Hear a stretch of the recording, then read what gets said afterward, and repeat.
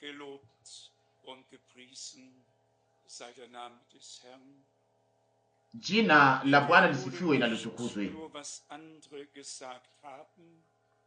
Sisi tunasemaka tu yale ambayo wengine waliosema.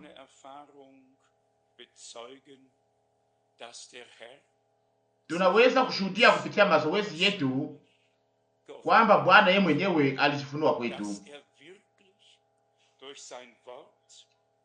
na alituzungumzia kupitia neno lake na kupitia roho wake,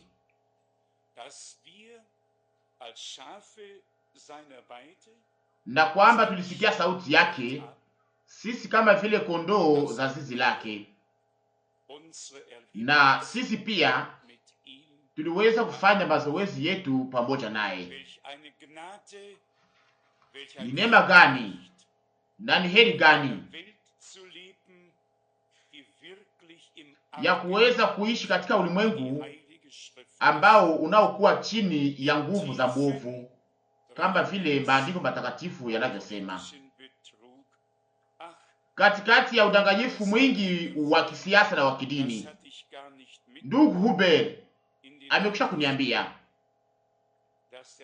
nilikuwa sikuyasikia mimi mwenyewe ndani ya mahabari, kwamba Papa aliweka Mpalestini kama vile kiongozi Yerusalema.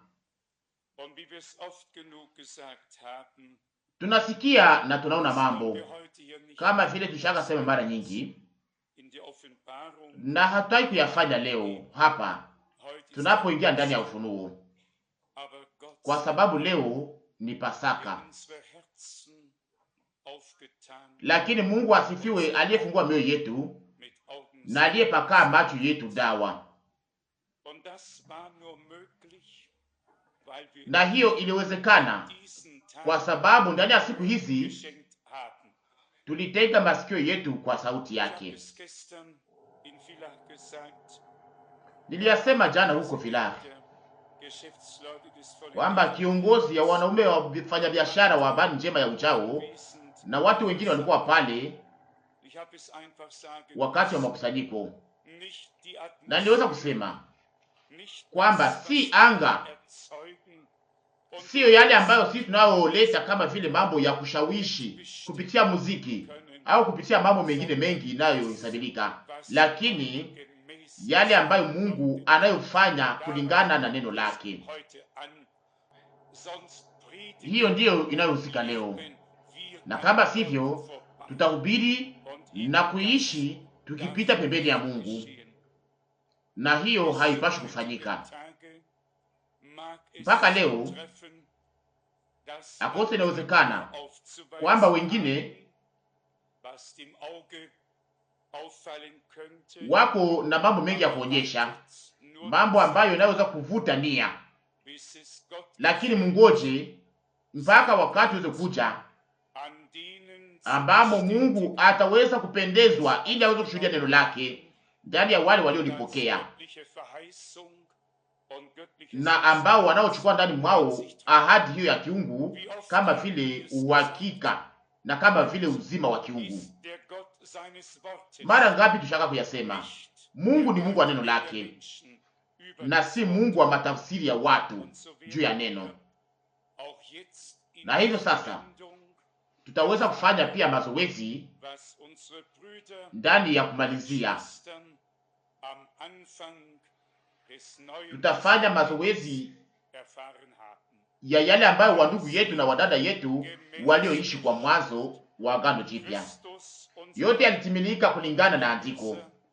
Kristo Bwana wetu na mkombozi wetu alizaliwa Bethlehemu kama vile inaandikwa ndani ya Mika sura 5 mstari wa kwanza.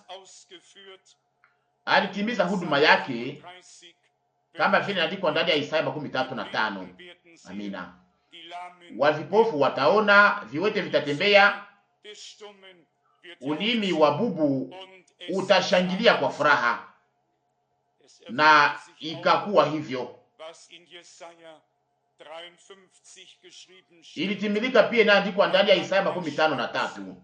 Mtu wa maumivu ambaye hatukuweza kumhesabia kama vile anastahili, alikataliwa, akitupwa, aliendelea na njia yake toka Getsemani mpaka Golgota. Lakini sasa kuna kuja kweli hii ya kimsingi, alibeba zambi zetu si sote, kushindwa kwetu si sote, ugonjwa wetu alichukua yote juu yake, na aliyachukua ndani ya mwili wake juu ya msalaba.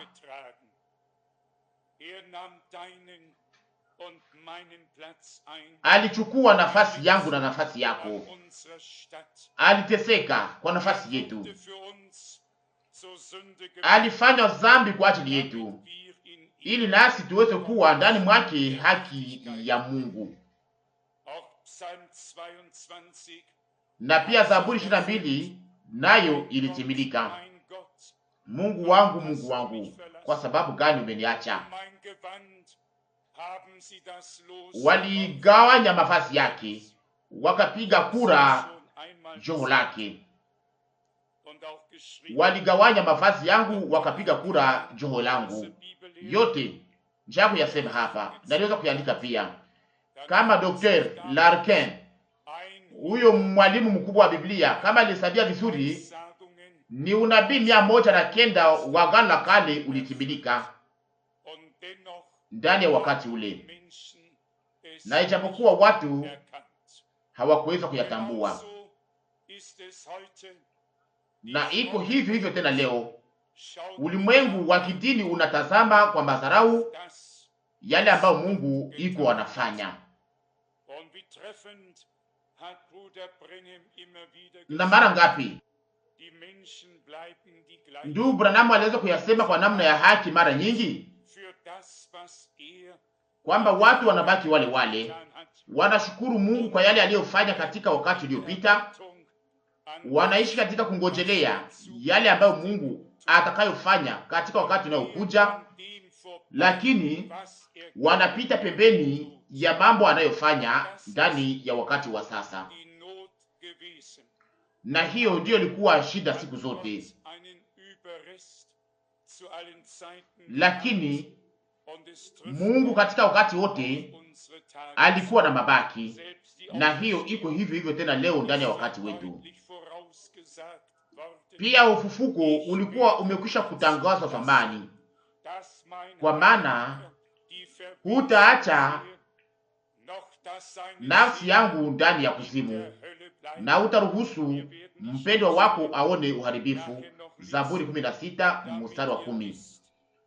Tutasoma andiko hapa sasa hivi ili mjue kwamba inaandikwa hivyo. Sisi ambao tumegeuka kuwa waamini kwa neema, siku ya ufufuko ndiyo kuvikwa taji kwa ukombozi wetu, kwa maana alishinda kifo na kuzimu na shetani, nasi pia tunaweza kuwa washindi. Hakuchukua ushindi kwa ajili yake mwenyewe, lakini kwa ajili yetu. Jina lake takatifu lisifiwe na litukuzwe.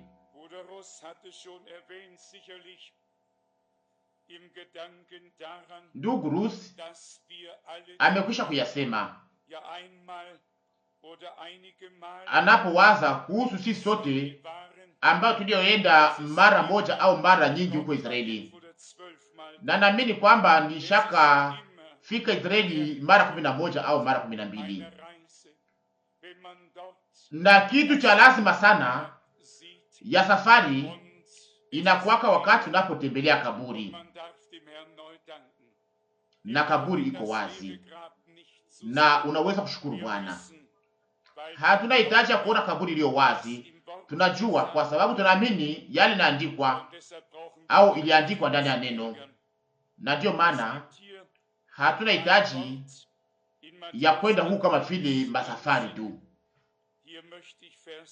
Tuna hapa neno ndani ya Mathayo sura 28. Nitaka nisome mstari wa 5 mpaka mstari wa 7. Mathayo sura 28 mstari wa 5 mpaka 7. Mathayo 28 mstari wa 5. Malaika akajibu akawaambia wanawake, msiogope, kwa sababu ninajua ya kama mnatafuta Yesu aliyesulubiwa. Mstari wa 6. Yeye si hapa, kwani amefufuka kama alivyosema. Kujeni muone pahali Bwana alipolala. Mstari wa 7. Na kwendeni mbio mwambie wanafunzi wake amefufuka toka wafu. Tazama, anawatangulia ninyi kwenda Galilaya, pale mutamwona. Tazama, nimekwisha kuambia ninyi.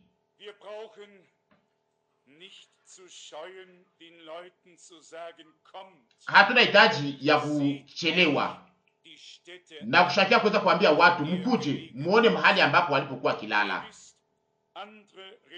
Mnajua madini zingine ziko na filosofia yao.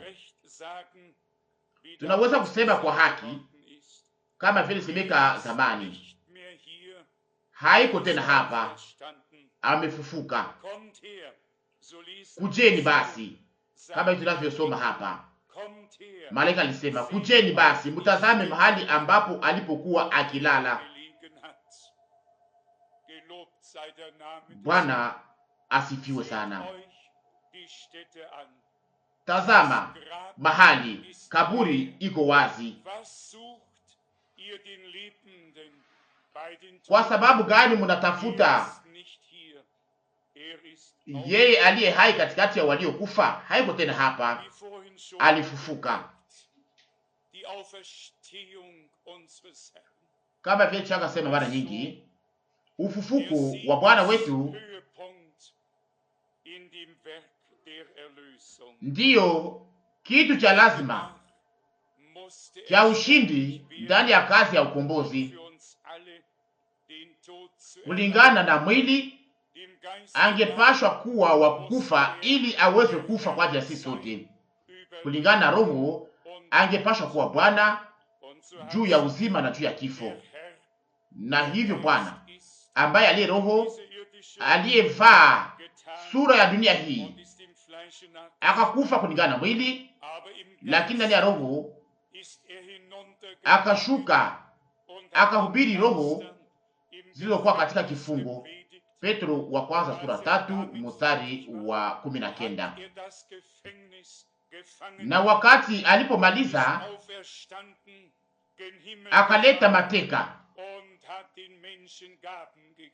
akafufuka, akapanda mbinguni na apatia watu zawadi. Wa Efeso 4. Mweza kuisoma ndani ya Efeso sura 4 na ndani ya andiko nyingine za maandiko matakatifu. Ningetaka nisome andiko fulani za Biblia, kwa maana ni vema siku zote ili imani yetu iweze kujengwa juu ya neno la Mungu.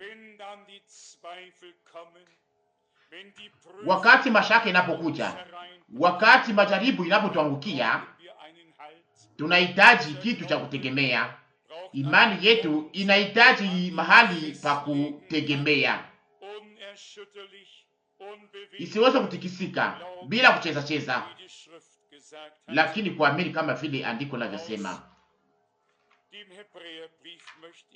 Ningetaka nisome andiko fulani ndani ya Waebrania.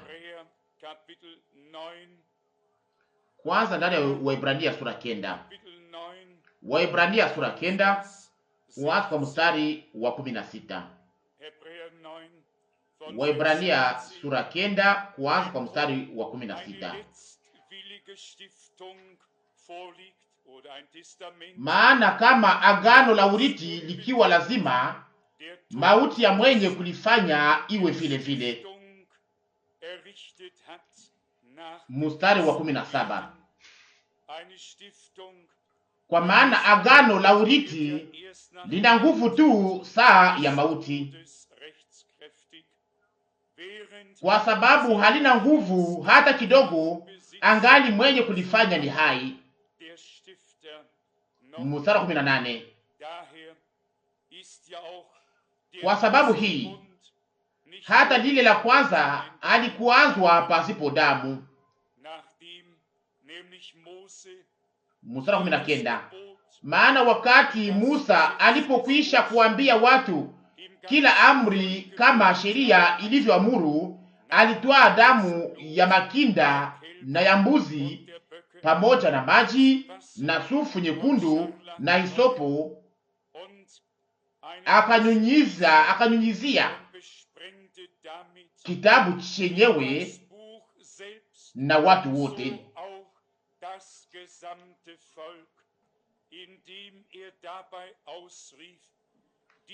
Mstari wa 20 akisema, hii ni damu ya agano mliloamuriwa na Mungu. Mstari wa 21 hata hema na vyombo vyote vya kuabudia alivinyunyizia damu vivyo hivyo.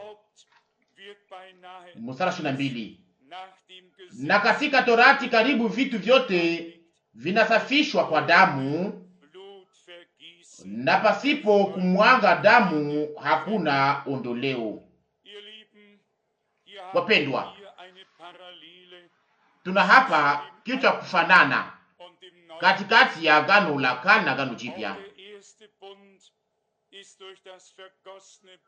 Agano la kwanza lilikuwa limesimama imara kupitia damu iliyomwangika ya wanyama.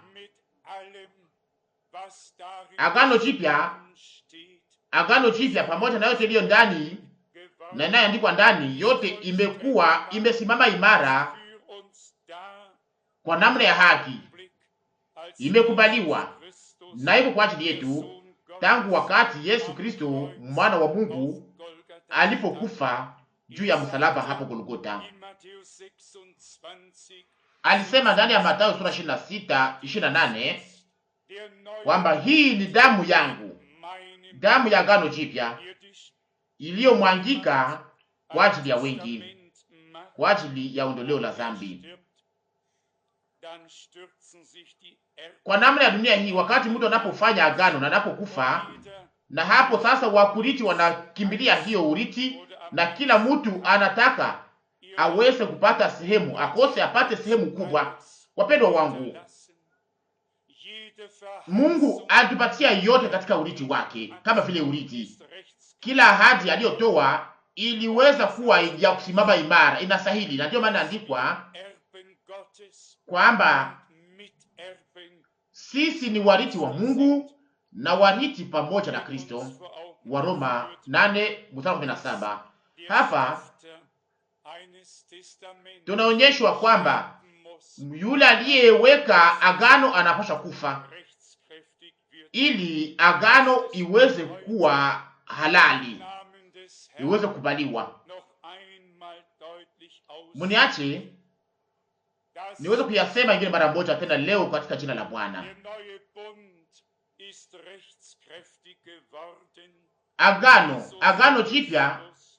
Agano jipya likubaliwa, ilija katika kazi. Yesu Kristo alikufa, alizikwa, akafufuka toka wafu siku ya tatu,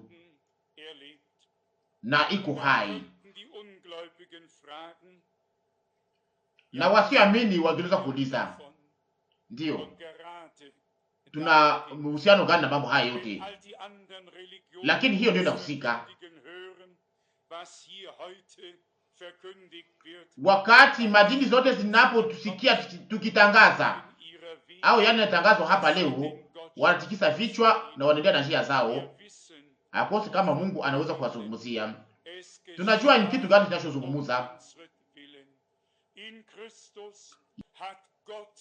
Mambo hayo yalifanyika kwa ajili yetu.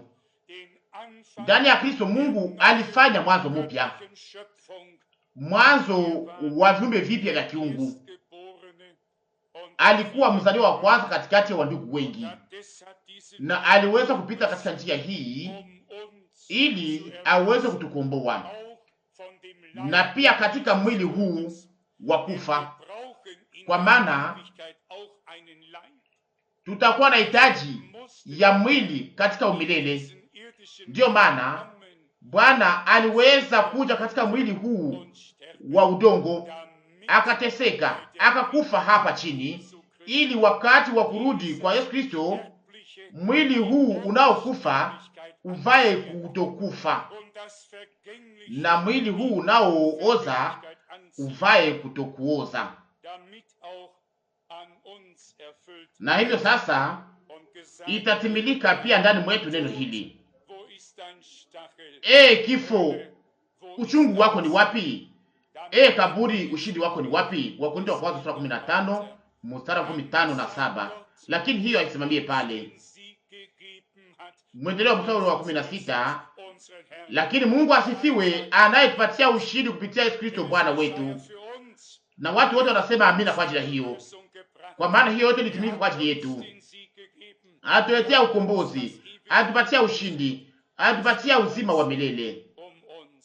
Ilikuwa inahusu sisi. Tusome tena kwa mafupi ndani ya Waebrania sura 9. Waebrania sura 9 mstari wa 27 na 28. Na sawasawa watu wanavyowekwa kufa mara moja, na nyuma ya kufa hukumu. Mstari 28. Vivyo hivyo naye Kristo ametolewa mara moja achukue dhambi za watu wengi, ataonekana mara ya pili, si tena kwa dhambi, lakini kuokoa wale ambao wanamngojea kwa wokovu.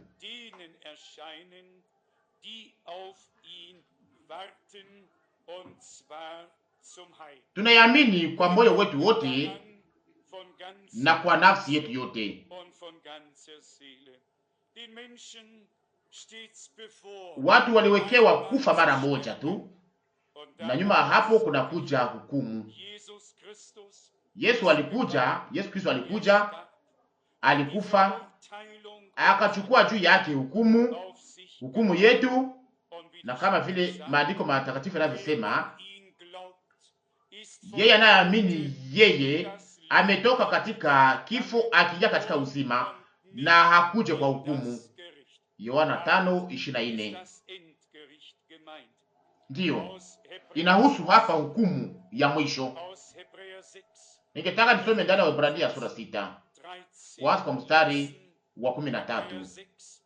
Waebrania 6 kwa mstari wa 13.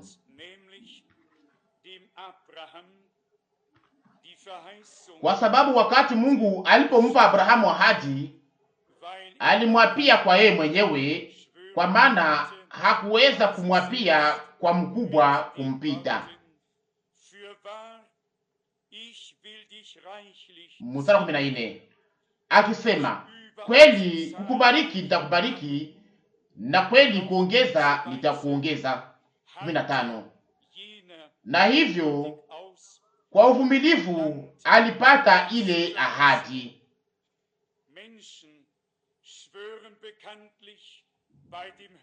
Mstari wa 16, kwa maana watu wanapia mkubwa kuwapita wenyewe, na kiapo kinakomesha mabishano na kuhakikisha maneno. Mstari wa 17, kwa neno lile Mungu akitaka sana kuonyesha wenye kuriti ile ahadi namna mashauri yake yasivyoweza kubadilika, alitia kiapo katikati. Mstari wa 18, hata kwa vitu viwili visivyoweza kubadilika, katika hivi Mungu hawezi kusema uongo, tupate faraja yenye nguvu,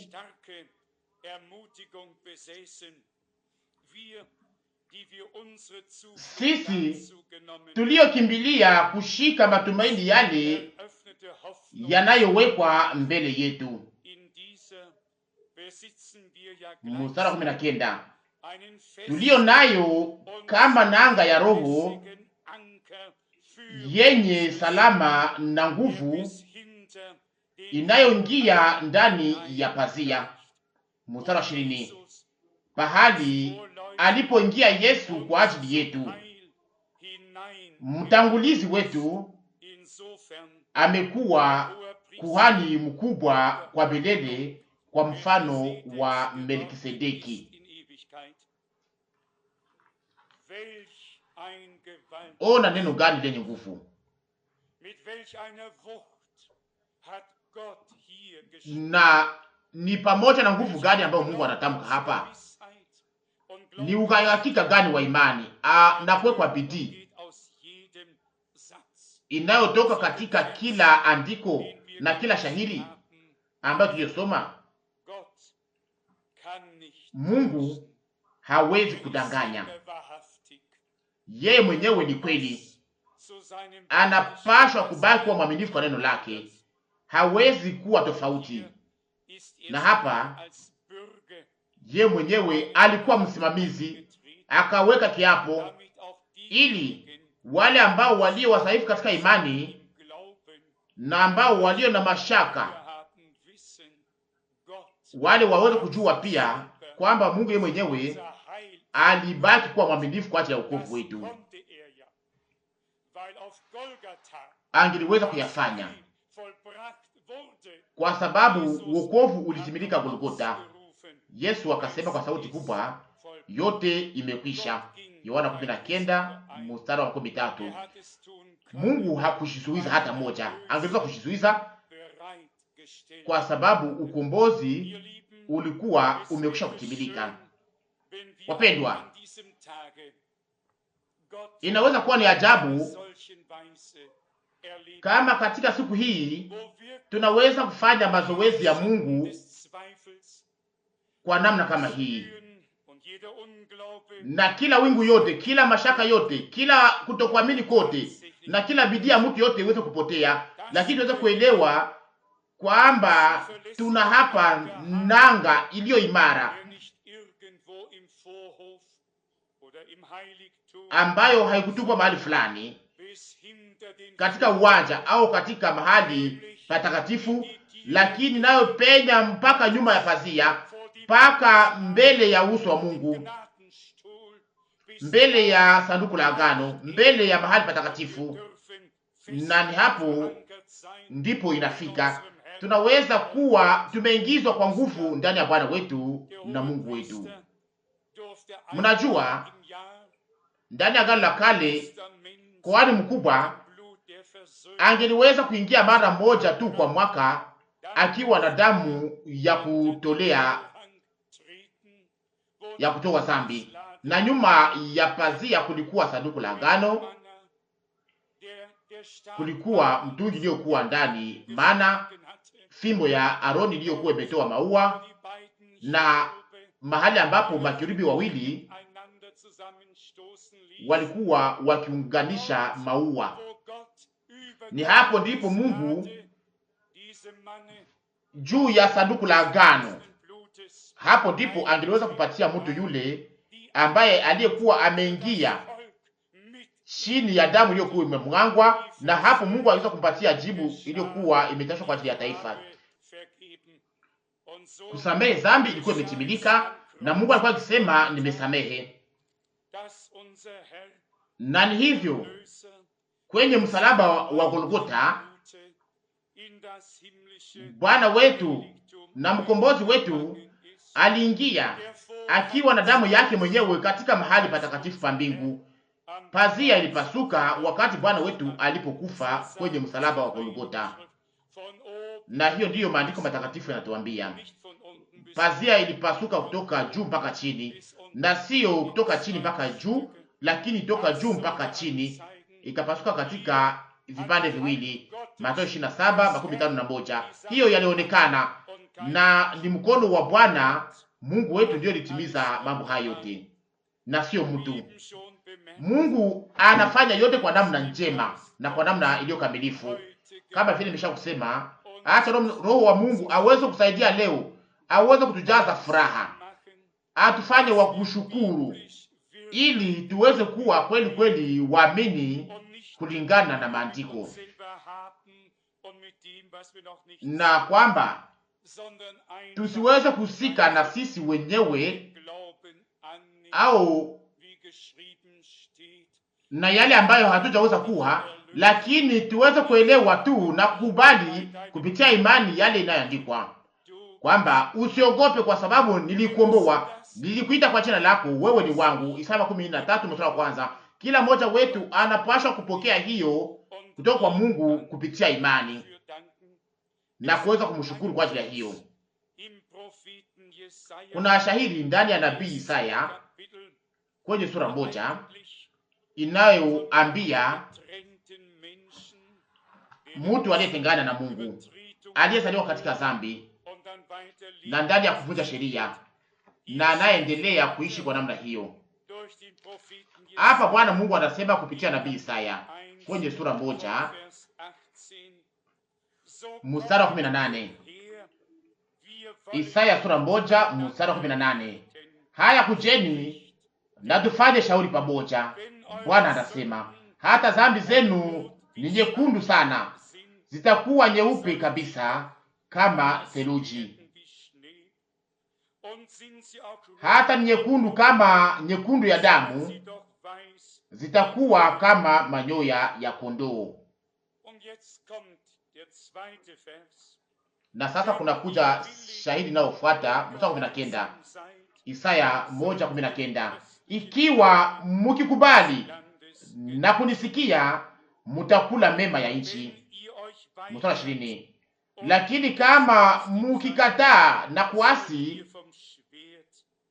mutakuliwa na upanga, kwa maana kinywa cha Bwana kimesema maneno haya. Na ni hivyo Bwana anasema.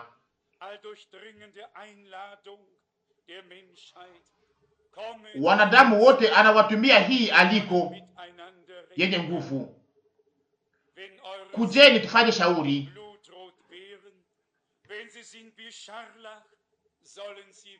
Hata dhambi zenu ni nyekundu sana, zitakuwa nyeupe kabisa. Hata kama nyekundu sana, zitakuwa nyeupe kama vile manyoya ya kondoo. Zitakuwa kama vile manyoya ya kondoo. Ni kusema hakutabaki hata uchafu au kunyazi. Na naamini kwamba naweza kusema kwamba Mungu si mtu anayesamehe kwa nusu, na ambaye anaweza kurudia tena katika mawazo yake na kisha anaiwazia tena na kisha anampandisha mambo yote. Lakini pamoja na Mungu, uzima mpya unaanza, na wakati maisha ya zamani napokuwa imalizika, Mungu hatendaki kwa ajili yetu. Lakini musikie kwa muda kidogo. Wakati tunapokuwa kitu fulani cha kusamehe, tunasamehe siku moja na furaha kubwa na bidii na sifa na shukurani, na kisha siku fulani baadaye, wakati matokeo fulani yanapotokea tena kwenye njia yetu, ni kusema sasa hali yetu ya roho tena inabadilika. Tunaanza tena kuwazia mambo ya zamani, na tunasema sasa akose ilikuwa haijai kwa namna hii, lakini pamoja na Mungu ni tofauti sana. Mbele ya Mungu msamaha na ukombozi viko kamilifu na vinatimilika mara moja tu. Ole kwa mtu anayetikisa kweli hii, na heri mtu anayeanza kusifu Bwana na siyejiacha ili aweze kunongonewa na adui kwamba kuna baki tena kitu fulani. Ndiyo, ni hivyo ndivyo adui anakujaka. Zamani kulikuwa pia watu ninawajua ambao waliokuwa pale waweze kuchunguza katika maisha ya wengine, na waliokuwa wakijaribu kuweza kupata kitu fulani ambayo wao wenyewe walikuwa bado kuona. Lakini ndani ya maisha yao wenyewe manabii wale na wale manabii wanawake walikuwa wafanya hata utafiti moja, lakini walitaka waweze kujua siku zote yale yaliyo katika maisha ya wengine, yale ambayo ilikuwa bado kuonekana kwa nje. Na watu kama wale wako wa kupinga, lakini Mungu awahurumie. Hatutafute katika maisha yako au katika maisha yangu. Sisi tunachunguza maandiko matakatifu, na maandiko matakatifu yanatuambia kwamba kwenye msalaba wa Golgota na ukombozi na msamaha wa ujao na ya mwisho yalitimilika. Na heri mtu anayeweza kusema amina kwa ajili ya hiyo. Na heri mtu anayeweza kusema kama vile Ayubu kwamba najua kwamba mkombozi wangu iko hai. Ayubu 19:25. Haleluya, jina la Bwana lisifiwe na litukuzwe. Ndiyo, Mungu anatualika, anataka aweze kuingia katika mazungumzo pamoja nasi, na hapo sasa tunaweza kuambia yote, naye anatupatia ahadi hii na ujasiri huu kwamba hata kama dhambi zenu zinakuwa nyekundu sana, zitakuwa nyeupe kama vile theluji. Kama ni nyekundu sana, zitakuwa kama vile manyoya ya kondoo. Ndiyo, hii ni andiko ya Mungu iliyotolewa katika Agano la Kale. Turudi sasa ndani ya Waebrania sura 2. Waebrania sura 2, neno la ajabu sana. Ndani yake tunapewa agizo ambayo tunayohitaji pia, ili imani yetu iweze kuwa imara na tuweze kujua namna gani ya kupingana na adui. Waebrania sura 2 kuanza kwa mstari wa 7.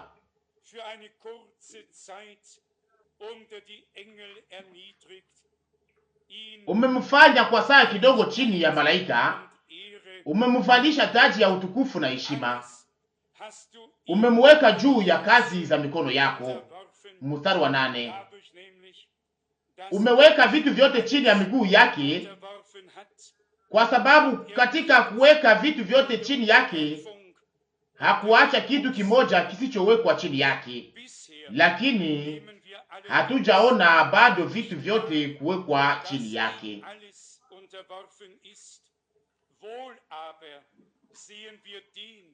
Mstari wa 9. Lakini tunaona Yesu aliyefanywa kwa saa kidogo chini ya malaika, kwa sababu ya mateso ya kufa, amevalishwa taji ya utukufu na heshima,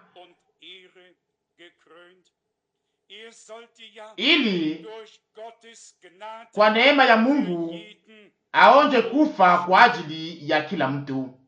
Amina. Hapa tuna ukombozi wetu sasa. Mmetambua hii neno neema ndani ya neno hili?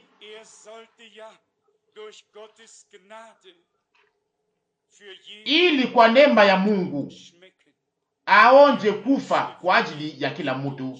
Angepashwa kuonja kifo kwa ajili ya kila mtu, ili neema ya Mungu iweze kuja juu ya wale wote ambao aliokomboa. Msamaha na wokovu tuweze kuvipewa na Agano Jipya, na ahadi zote zilizo ndani yake ziweze kuingia katika matendo. Naendelea na kusoma. Yote inasemeka hapa kwa namna iliyo ya kukubalisha kwa kiwango hakuna mtu anayeweza kuyafanya. Waebrania 2 mstari wa 10. Kwa kuwa akileta wana wengi wafiki hata utukufu, ilimpasa yeye ndiye kwa ajili yake na kwa nguvu zake vitu vyote vinakaa kukamilisha kiongozi mkubwa wa wokovu wao kwa njia ya mateso. Mutambue sasa mstari wa 11. Maana mwenye kutakasa nao wenye kutakaswa wote pia wanatoka kwa mmoja. Kwa sababu hii Yesu alisema, ninakwenda kwa Baba yangu na Baba yenu, kwa Mungu wangu na Mungu wenu. Yohana 20 mstari 17. Wapendwa, wakati tunapozaliwa upya, hiyo yanafanyika kupitia mbegu ya kiungu ya neno na kupitia nguvu za Roho Mtakatifu, ili ziweze kuzaa ndani mwetu uzima mpya, uzima wa kiungu. Naweza kuuliza wangapi wanaoamini kwamba Yesu ndiye mkombozi wetu? Wangapi wanaoamini kwamba Mungu atufanyia neema? Naweza kwenda tena mbali kidogo. Wangapi wanaoweza kusema kwa kubalishwa kwamba Mungu anifanyia neema?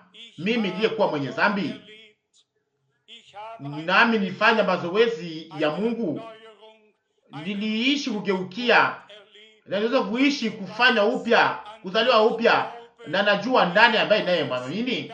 Najua ni nani ambaye ninayemwamini, na kwamba najua kwamba nimekuwa mwana wa Mungu. Sasa mseme amina. Haleluya, jina la Bwana lisifiwe na mtukuzwe. Injili ya Yesu Kristo mwana wa Mungu inatangazwa ili Mungu aweze kutimiza chini ya utangazaji huo kuzaliwa, ili wana wa Mungu na wasichana wa Mungu na wasichana wa Mungu waweze kuzaliwa upya kupitia tumaini iliyo hai. Hakuna mahali pengine ambapo Roho wa Mungu anaweza kutenda kwa namna njema kuliko hapa, chini ya utangazaji wa neno, kwa maana kuna watatu wanaoshuhudia: maji, roho na damu, kama vile Yohana anaandika ndani ya barua yake ya kwanza, Yohana wa kwanza sura 5 mstari wa 7 mpaka 8. Yeye anayetakasa na wale wanaotakaswa wote walitoka kwa mmoja, walitoka kwa mmoja, wanatoka kwa Baba mmoja. Waebrania 2:11. Na ndiyo maana alitufundisha kuomba: Baba yetu uliye mbinguni, jina lako litukuzwe, na ufalme wako uje. Mathayo 6 mstari wa 9 mpaka 10. Mungu alikuwa baba yangu, nilipokea roho ya kufanya mwana, na naweza kusema Aba Baba. Wa Roma 8:15, wa Galatia 4 mstari 6. Ni neema gani, ni heri gani! Na siku ya leo inaweza kutusaidia ili ukombozi, msamaha isiweze kuwa imetangazwa tu, lakini waweze kuishi hapa, tuweze kuipokea kwa kila mtu kwa upande wake. Leo katika siku hii wokovu tunapaswa kuipewa, kama vile nabii Isaya alisema mahali fulani: mwisho wote wa dunia utaona wokovu wa Mungu. Isaya 15:2 mstari wa 10. Watu wa makabila zote, mataifa yote walitayarishwa ili waweze kuokolewa. Na ujumbe wa wokovu si ujumbe tu, lakini ni ujumbe wa wokovu, ujumbe wa wokovu wa Mungu ndani ya Yesu Kristo Bwana wetu. Nenda na kusoma mstari wa 11 mpaka mwisho, na mstari wa 12 pia na 13. Waebrania sura 2. Waebrania 2:11. Maana mwenye kutakasa nao wenye kutakaswa wote pia wanatoka kwa mmoja. Kwa sababu hii haoni haya kuwaita ndugu zake. Mstari wa 12 akisema, nitahubiri jina lako kwa ndugu zangu, katikati ya kanisa nitakuimbia sifa. Mstari wa 13, na tena nitaweka imani yangu ndani yake, na tena tazama, mimi pamoja na watoto niliopewa na Mungu. Haleluya. Isaya 8 mstari 17. Na sio mwana wa Mungu mmoja tu kama vile malimbuko, lakini wavulana wengi na wasichana wa Mungu wengi walio sehemu ya kundi la malimbuko. Na kama vile Yohana aliandika katika barua yake, wapendwa, sasa tuko wana wa Mungu, na yale tutakayokuwa haijaonekana bado, lakini tunajua kwamba wakati atakapoonekana tutafanana naye. Yohana wa kwanza sura 3 mstari wa 2. ndani ya Wafilipi sura 2, ningetaka pia niweze kusoma Wafilipi sura 2 kuanza kwa mstari wa 7. Wafilipi 2 mstari wa 7.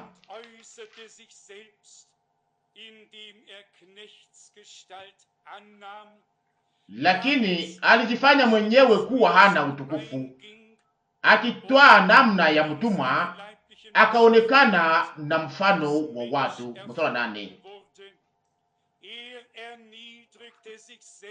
Na akaonekana na sura ya mtu, alijinyenyekeza mwenyewe, akakuwa mwenye kutii hata mauti, ndiyo mauti ya msalaba. Mstari wa 9. Kwa hivi Mungu vile vile alimtukuza sana, akampa jina lilo juu ya kila jina. Mstari wa 10. Hata kwa jina la Yesu kila goti lipigwe, la vitu vya mbinguni na vya duniani na chini ya dunia. 11. Na kila ulimi ukiri ya kuwa Yesu Kristo ni Bwana, kwa utukufu wa Mungu Baba. Ona neno gani la ajabu! Ona neno gani lilo la utukufu! Yeye ambaye aliyekuwa Bwana, aliyekuwa mtumishi, akawa mtumishi, akajinyenyekeza, akawa mtu, ili aweze kuwa na huruma kwa ajili yetu, ili atuelewe, ili aweze kuwa kuhani mkubwa mwaminifu.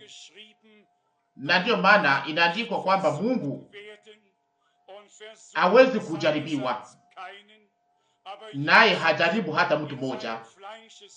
Lakini Yesu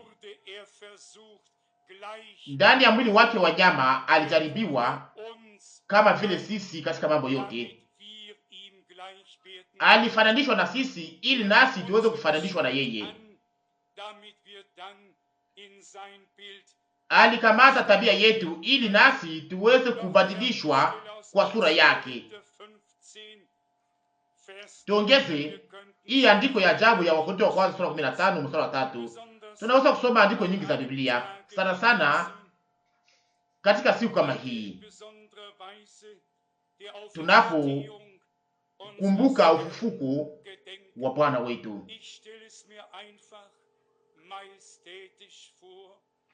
Ninajionyesha hiyo kazi kwa namna ya kimaajabu sana.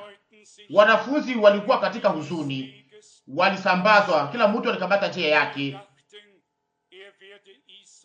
na walikuwa wakisema, tulikuwa kiwaza kwamba yeye ndiye atakayeweza kufungua au kuokoa Israeli. Tulikuwa tukiwaza mambo hayafanyika kama vile tunavyowaza, lakini yanafanyika kama vile Mungu anavyotaka, na ilikuwa ni mapenzi ya Mungu ili Golgotha iweze kufanyika, na ndiyo maana yale yalifanyika. Naweza sasa kuwazia katika miaka ambayo wanafunzi walipotembea pamoja na Bwana,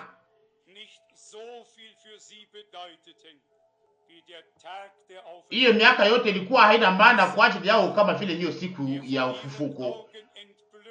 Wakati walipomona yeye mbele ya macho yao, aliyevuliwa mavazi, aliyetukaniwa, aliyetemewa mate, aliyepigwa, kuumizwa, yeye Bwana wao ambaye walikuwa kimpenda, ambaye walikuwa kimfuata, alikuwa pale akisulubishwa, akivuliwa mavazi na taji ya miiba kwenye kichwa chake.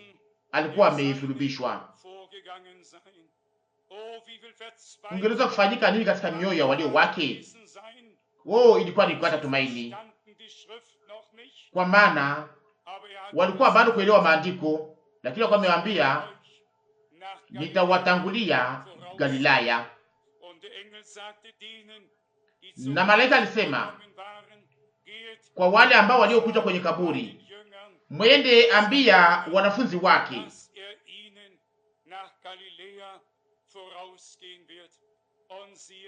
wende ambia wanafunzi wake kwamba atawatangulia Galilaya. Na tazama, ilifanyika hivyo. Haleluya, ilifanyika hivyo kweli. Yohana alisikia nini? Petro, Yakobo, Maria na wengine wote wakati walipoona Bwana aliyefufuka, kama yeye aliyefufuka, na si kama yule aliyekuwa amepigwa na kuumizwa, lakini Bwana aliyetukuzwa, ambaye aliyenyang'anya nguvu kifo, aliyekuwa ameshinda kuzimu, aliyeshinda shetani, aliyefufuka, na ambaye aliyeambia Yohana kwenye kisanga cha Patimo, mimi ni wa kwanza na wa mwisho, mimi ni Alfa na Omega, na aliye hai. Tazama, nilikuwa nimekufa na sasa niko hai milele na milele, na nina funguo za kifo na Hadeze. Ufunuo 1:17 na 18. Hiyo ndiyo siku ya ushindi, siku ya utukufu, na ni juu ya ufufuko ule wa Yesu Kristo Bwana wetu ndimo kunakuwa ufufuko wetu pia. Hiyo ndiyo uhakika za yakini yetu. Yesu alisema, mimi ni hai nanyi mutaishi pia. Kifo, sasa uwezo wako uko wapi? Naye pia atanifufua toka wafu. Waandishi wangapi wa nyimbo, wahubiri gapi wa mahubiri waliotangaza katika zaidi ya miaka 2000 kwamba Yesu alifufuka na kupanda mbinguni na atarudi. Tuna heri ya kuweza kuishi ndani ya wakati ambamo tunaweza kungoja kurudi kwake kwa utukufu. Atarudi kama vile tulivyosoma. Alikuja mara ya kwanza kwa ajili ya kufa, kwa ajili ya dhambi, kwa ajili ya watu wengi, naye atarudi kwa mara ya pili. Atarudi ili achukue karibu yake wale wote ambao aliyokufia dhambi, wale ambao aliosamehe, aliyesafisha na kutakasa, ili aweze kuwaingiza katika utukufu wake. Na hapo sasa tutakuwa karibu ya Bwana milele. Haleluya, haleluya, jina lake la utukufu lisifiwe. Muyamini, alishinda kifo, alinyang'anya kuzimu uwezo wake. Kifo, uchungu wako ni wapi? Kaburi, ushindi wako ni wapi? Hayandikwe tu hivyo, lakini kweli, sivyo? Ni kweli. Bwana wetu alikufa, alizikwa, akashuka katika mahali pa chini pa kuzimu, na hiyo yote ni kweli. Alileta mateka waliokuwa wamefungwa, akafufuka siku ya tatu, akapanda mbinguni, naye atarudi kwa nguvu na utukufu mkubwa. Haleluya! Biblia zinaonyesha matokeo ya kiungu,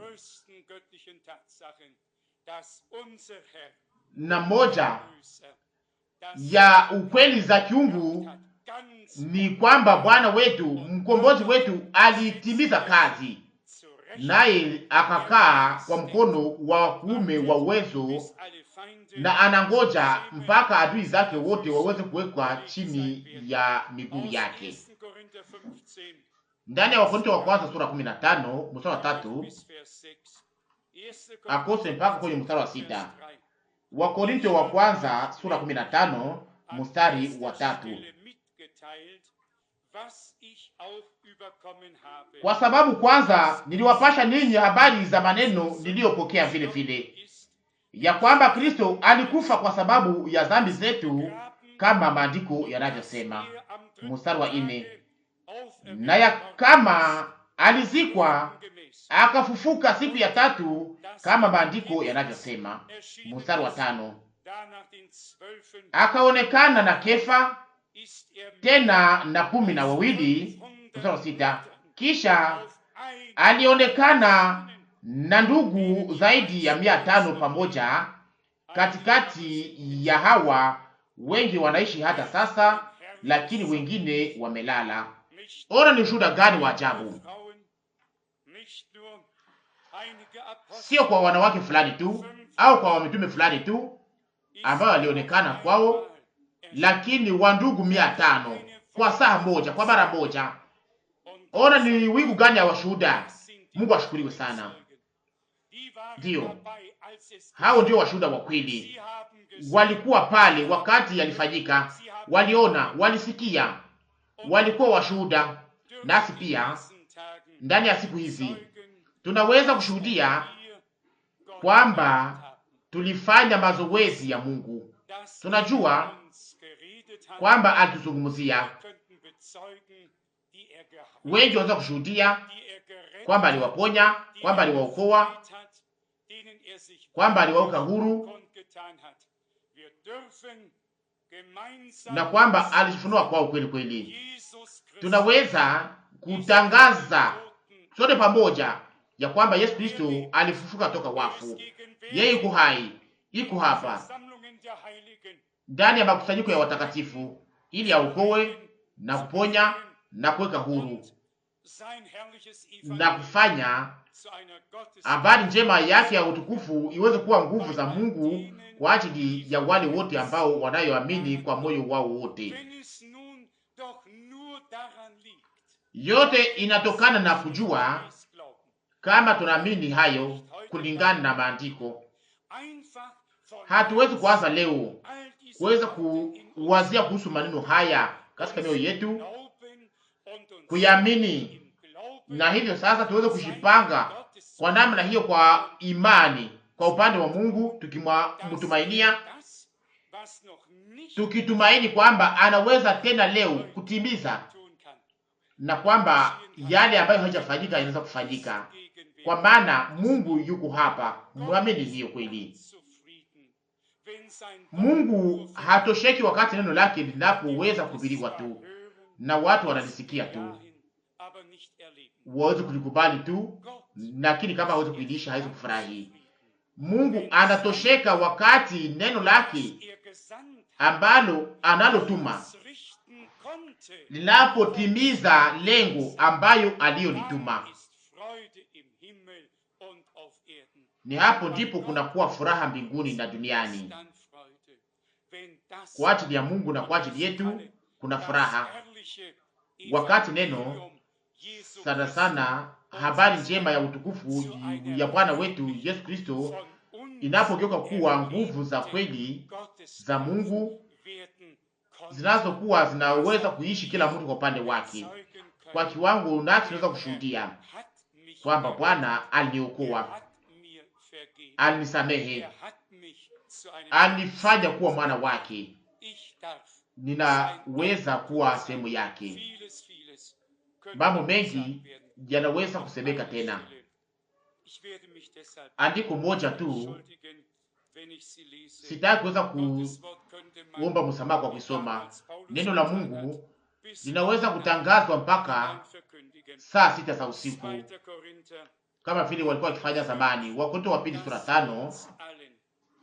Neno hili nalojulikana sana na sisi sote. Wakorintho wa pili sura 5 kuanza kwa mstari wa 17. Hivi kama mtu akiwa ndani ya Kristo, yeye ni kiumbe kipya. Maneno ya zamani yamepita, tazama maneno yote yamekuwa mapya. 18. Na maneno yote yanatoka kwa Mungu ambaye alitupatanisha sisi naye mwenyewe kwa Yesu Kristo, naye alitupa sisi utumishi wa upatanisho. Mstari wa 19. Maana Mungu alikuwa ndani ya Kristo akipatanisha ulimwengu na yeye mwenyewe, asiwahesabie makosa yao, na alituweka sisi kuhubiri neno la upatanisho.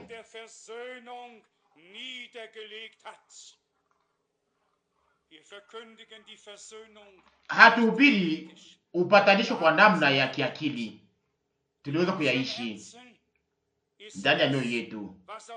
Yale yaliyofanyika hapo Golgotha yamekuwa sehemu ya ujao ya sisi wote, ya sisi wenyewe. Tulipokea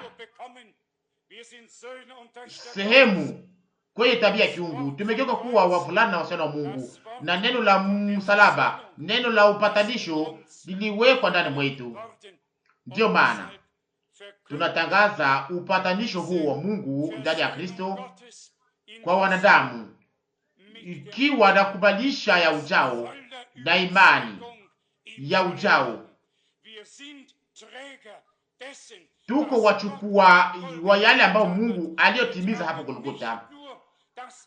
Tuchukue tu habari njema ya Yesu Kristo aliyesulubishwa kama vile ujumbe tu nyepesi, lakini tunachukua pamoja nasi ukweli wa kiungu ambao tuliopewa kupitia Golgotha, ukombozi kamilifu, wokovu kamilifu kwa neema. Tuliweza kuelewa, tuliweza kuyaishi. Haleluya! Leo vita inaweza kutangazwa kupigana na kutokuamini kwa mashaka yote, ile yote inayotaka kuweza kuleta haya kwa Mungu kwa muda mrefu kupitia kutokuamini. Lakini leo tunataka tuweze kuamini, tuamini kwa moyo wetu wote yale ambayo Mungu aliyofanya kwa ajili yetu. Nasoma tena mstari 19 ngine mara moja, Wakorintho wa pili sura 5. Maana Mungu alikuwa ndani ya Kristo, maana Mungu alikuwa ndani ya Kristo akipatanisha ulimwengu naye mwenyewe, asiwahesabie makosa yao, na alituweka sisi kuhubiri neno la upatanisho. Mstari wa 20.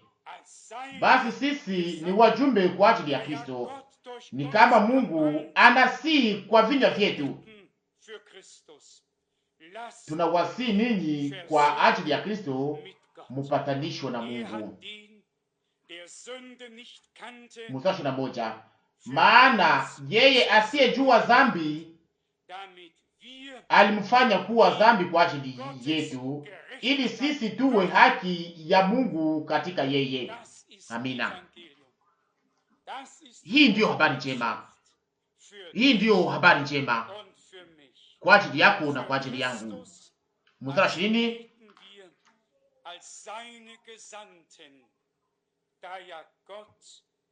Basi sisi ni wajumbe kwa ajili ya Kristo. Tulisikia leo yale ambayo Mungu au yale ambayo neno la Mungu linatuambia, au tuliweza tu kuona na kusikia mtu ambaye sauti yake, ambayo Mungu atumisha tu sauti yake. Hata kuona mtu mwingine ila Yesu peke yake. Mungu anaonya kupitia sisi au anasi kupitia sisi, kwa sababu huduma ya upatanisho tuliipewa. Na ndio maana tunatangaza bila kuchoka tukisema kwamba mpatanisho na Mungu. Kama leo katikati yetu watu ambao hawajaweza kufanya mazoezi hiyo pamoja na Mungu, leo kama mnasikia sauti yake au kama mlisikia sauti yake na mmeisikia, mlisikia hapa, hakuna alama ya kuuliza, lakini akosi hapa hakuna alama ya kushangilia. Leo kwa sababu tumesikia sauti yake, hatutaki tuweze kufanya mioyo yetu kwa migumu, lakini kuweza kuamini Yesu Kristo mwana wa Mungu aliyemwanga damu yake, aliyetoa uzima wake kwenye msalaba wa Golgotha kwa ajili ya wokovu wetu. Mungu alikuwa ndani ya Kristo na alipatanisha ulimwengu pamoja naye mwenyewe. Alisamehe makosa yetu yote na atupatia neema na wokovu. Ni heri gani ya kuweza kuwa mwana wa Mungu? Ni heri gani ya kuweza kusikia sauti ya Mungu, sauti ya neno ya habari njema, na kuweza kuijibu na kuweza kupata sehemu ndani, kuweza kuikubali na kuweza kufanya leo mazoezi ya Mungu. Jina lake lisifiwe. Amina, amina. Tusimame tunadumu katika ombi ya ukimya. Kweli Bwana hakuzungumza kutu kupitia neno lake, aliita pia, aliita na mnajua kwamba aliita. Kila mtu alimsikia. Leo tunataka tuweze kuanza kuomba kwa ajili ya wale ambao wanahitaji waweze kutakasia maisha yao yote kwa Mungu, wale ambao waliokamata maamuzi yao hapa wakati wa utangazaji wa habari njema wa neno, na wanaotaka kuweza kutakasia maisha yao kwa Mungu waweze kubali msamaha. Inatosha tu kuweza kufanya mazoezi ya Mungu. Na wakati vichwa vyote vinavyogunjwa, tunapodumu katika maombi, mniruhusu niweze kuuliza, nani anahitaji kuweza kuingizwa katika ombi hili? Nyosha mkono tu kwa ukimya. Asante, asante, asante, asante. Mungu awabariki. Mungu awabariki. Akose tena katikati yetu kuna wandugu na wadada wanaoamini, wanaosikia hitaji ya kuweza kukaribia tena Bwana zaidi na kuweza kushitakasia tena kwa ujao kwake na kushiachia yeye. Akose hapa au hapa na huku kuna kutenganishwa na dunia, akose ngali lazima. Tunajua maandiko matakatifu nasema, musijiweke chini ya nira moja pamoja na wasioamini. Kwa maana kuna uhusiano gani katikati ya haki na uzalimu? Au kuna ushirika gani katikati ya nuru na giza? Kuna ushirika gani iliyo katikati ya Kristo na Beliali? Wakorintho wa pili sura 6 mstari 14. Kama mnasema kitu fulani kinachowashika, kinachowafunga kwa namna moja au kwa namna nyingine, sasa yanaweza kuwa sasa ndio wakati huu sasa, na tutaweza kwenda mbali kidogo. Akose pia kuna wagonjwa hapa ambao walio na maumivu kwa namna moja au kwa namna nyingine, na ambao akose wanaokuwa wamekata tumaini. Akose watu waliokomaa katika umri wa miaka wanaosikia hapa na huku maumivu ya mwili. Wapendwa, Mungu hakutuahidi afya ya milele katika mwili unaozeeka, lakini alisema, mimi ni Bwana ambaye anayekuponya. Tunayamini kwa moyo wetu wote, na tunayaona leo inapaswa kuonekana katika mahali hapa kwamba neno la Mungu ni kweli katika hali yote, na kwamba inashuhudiwa katika kila mtu, kwa waliopotea kupitia wokovu, kwa wanaofungwa kupitia kufunguliwa, kwa walio wagonjwa kupitia uponyaji. Bwana Mungu mweza yote, sote pamoja tunakuja mbele yako, tumesikia neno lako, na tunaamini kama vile maandiko matakatifu yanavyosema kwamba leo sasa mito ya maji ya uzima iweze kububujika. Sasa wokovu na msaada wa Mungu upewe kwa wale waliopotea. Bwana, uwapatie imani inayotoka katika mahubiri, inayoumbwa na Roho Mtakatifu, ili sasa waweze kuamini kwamba uliwasamehe dhambi zao. Bwana, kama wanakuita na wewe utawajibu, na uweze kuweka ndani ya kila moyo wa kila mmoja hitaji kuweza kuita, na aweze kusema, Bwana Yesu mwaminifu, unirehemu, mimi ambaye ndiye mwenye dhambi. Mwana wa Mungu, unirehemu, unihurumie makosa yangu yote na dhambi zangu zote, na unipokee. Na hapo sasa tuna ahadi hii, wale wote ambao waliompokea, wale ambao wanaoamini jina lake, aliwapa uwezo wa kuwa wana wa Mungu. Yohana 1:12. Mnaweza kuamini leo ya kwamba Yesu Kristo mwana wa Mungu alikufa kwenye msalaba wa Golgotha kwa ajili ya wokovu wetu? Sasa mseme amina. Haleluya.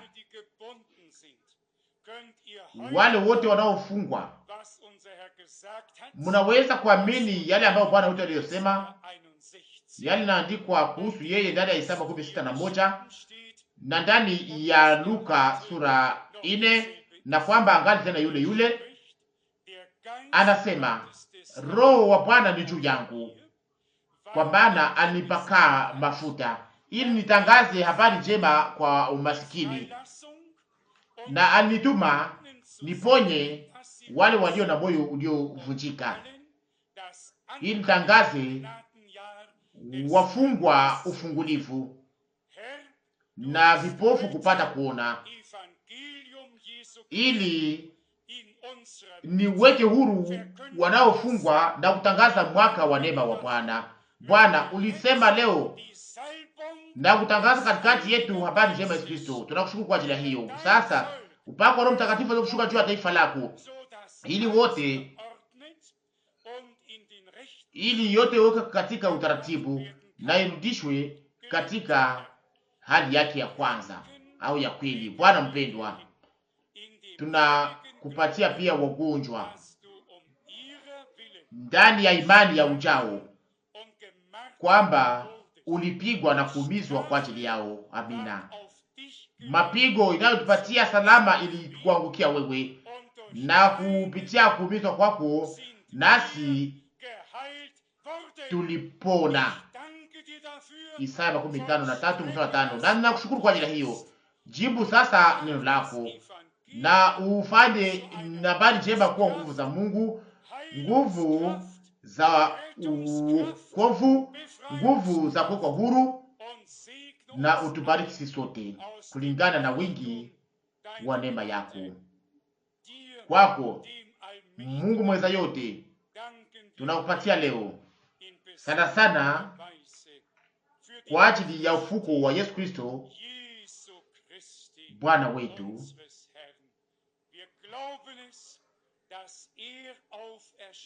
Tunaamini kwamba alifufuka, alipanda mbinguni na alienda kututayarishia mahali, naye atarudi kutafuta walio wake. Mpendwa Bwana, tupatie pia kumiminwa kwa nguvu kwa Roho Mtakatifu wako, kurudishiwa wa makarama yote, matunda yote na huduma zote na kazi zote. Acha Roho Mtakatifu wako waweze kutenda katikati yetu kwa ajili ya sifa na utukufu wa jina lako la ajabu na takatifu. Ingine mara moja tena tunakuambia asante kwa ajili ya yote, ndani ya jina la damani na takatifu la Yesu Bwana wetu. Amina. Amina.